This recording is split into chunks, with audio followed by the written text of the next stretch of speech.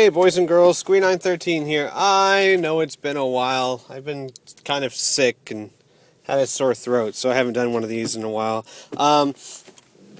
Actually, I have another one that's probably going up right before this one that I did a couple days ago and just haven't gotten to put up yet. But hi!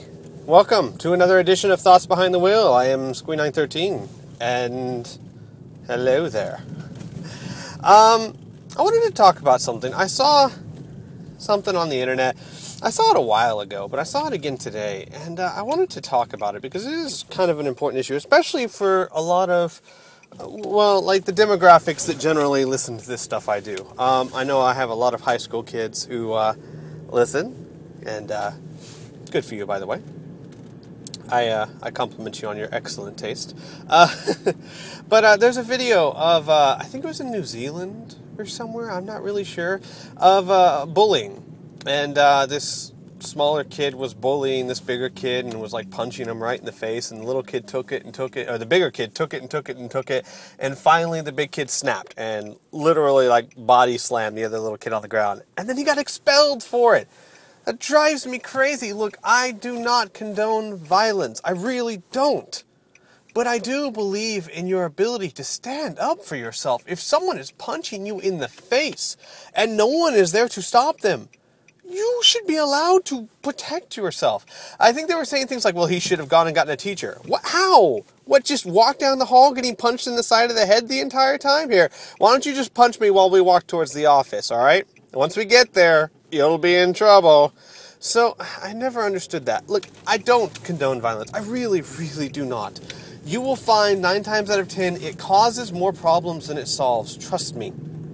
I have been in 3 fights in my entire life that I can think of. One, I was in the 3rd grade. Some kid named Joey Oberman, I got my butt kicked. It wasn't pretty. He sat on me. I thought, I could take him and blah, blah, blah, blah. But he picked on me a lot. And yeah, not very proud of that one. Another one was in middle school. It was kind of a, I don't remember much about it. And the only one I really remember well was actually in the military. And I'm not a violent guy, so I didn't get into a lot of fights. And this one was completely out of the blue. But in the military, especially with an infantry, you're stuck with the lowest, the most violent people of society. I mean, that's why they're infantry soldiers, because they wanted to do that kind of thing. And when you're in basic training and stress is running high, people vent, and there's fights all over the place. There really are fights all over the place, and I thought I did good just to get into one. That one was completely unexpected. Someone made a remark to me, and I said, yeah, whatever, if you wanted me, here I am, kind of thing, because if you don't say that, life is so much more difficult, because you have to stand your ground, or it's, 100 times worse than high school. And he charged me, and we got into a fight, and I won it, and I thought, finally, I was like, okay, thank God, maybe now I'll get some peace and quiet, because I didn't do well in, basic. Uh-oh, there's an ambulance passing. That means I need to slow down and stop, because I follow the rules of the road. Go get him, Mr. Ambulance guy. Alright, anyway, I didn't do well in basic training, because I had a habit of being truthful and not violent, and where most people would talk about knocking back brewskis and banging girls, I was more not like that. And people would be like, whatever. If a man pointed a gun in my face, I'd be like, whatever, dude. And I'd punch him in the face, and I'd be like, awesome. And I'd be like, no, you wouldn't. You'd be crapping your pants like the rest of us. So I didn't do well in basic. And I thought that by winning that fight, I would finally, be left alone. Like, oh, okay, you want to fight, let's leave him alone. No! Then it just became, well, I'm not that guy. I could still kick your ass. Just because you won against him doesn't mean... And I was like, oh, God, come on! Come on! So, 9 times out of 10, violence creates more problems than it solves. Trust me on that. However, if someone is punching you in the face and there is no one there to stop it, I think you have every right to stop them by whatever means necessary. Now, stop them and then stop. Like the kid did. He body slammed him, and that was the end of it. It makes me upset that kid actually got expelled, and that's crazy. Oh, but that's the society we live in. It's so crazy. bullying is a huge problem. It is a huge, huge, huge problem. And I don't think that many adults quite understand just how important or bad it can be sometimes. And for you guys, all of you who are in middle school, high school, or whatnot, who are unpopular, who have people pick on you, who don't get the girl, I feel you. Trust me, I do. I was not a popular kid. Most of my childhood, I was very unpopular. I was the one made fun of. I was the geek and the dork. All the way through elementary school, all the way through middle school, I had very, very few friends. Halfway through high school, very few friends. Lots of people picked on me. The last year or two of high school, I started becoming more open, less shy, and a little funnier here and there. I started becoming, who I am now. And it turned into, I wasn't really popular, but no one really had any problems with me. I was in a nice little middle ground. But still, I wasn't by any means popular. I did not have a girlfriend until I was 20 years old. And when I say girlfriend, I mean someone who went on more than one date with me. Not until I was 20. So trust me when I tell you, I've been there.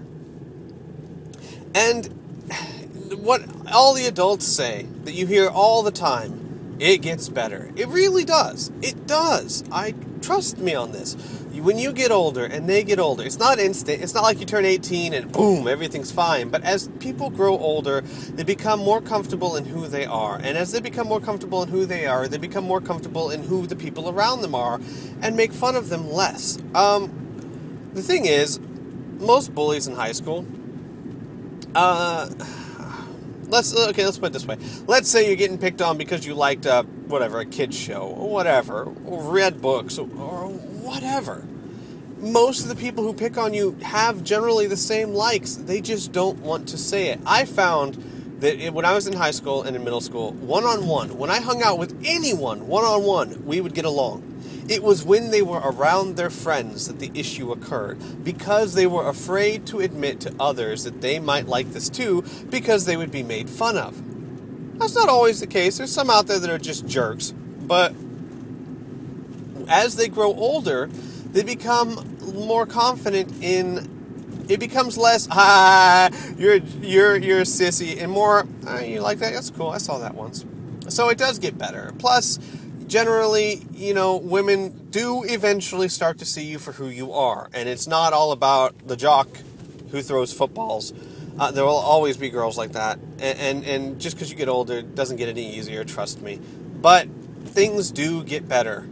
However, you hear that all the time. And I understand that that's not a big help to you right now. Forever, things get better eventually is a long time from now. What about tomorrow? What about next week? What about the month after that? I understand. I really do. And the answer to that is there is no real answer to that. There is no solution that's going to fix everything. Life is a bitch. And that's the simple truth. If life were easy, there would be nothing worth living for. I truly, truly believe that. If life was not a challenge, where's the sense of accomplishment? Where's the sense that you actually have something worth doing? I wish sometimes, as many of you do, it was a little less of a challenge, but there you have it. So what can you do now? Well, there are some things you can do. And a couple of the big ones are this. Most of you have at least one friend. Someone that you talk to on a daily basis that shares your views. And normally, you're both being picked on. Take solace in that. Take your one or two friends and turn them into the only friends you need. So what if everyone else doesn't agree with what you do? That person does, and that's all you need. Yes, you don't get the girl. Yes, people make fun of you, but that one friend will make the difference in the world. Trust me. Do not lose them. And confide in them. Another thing is pick a hobby. Find something and devote yourself to that.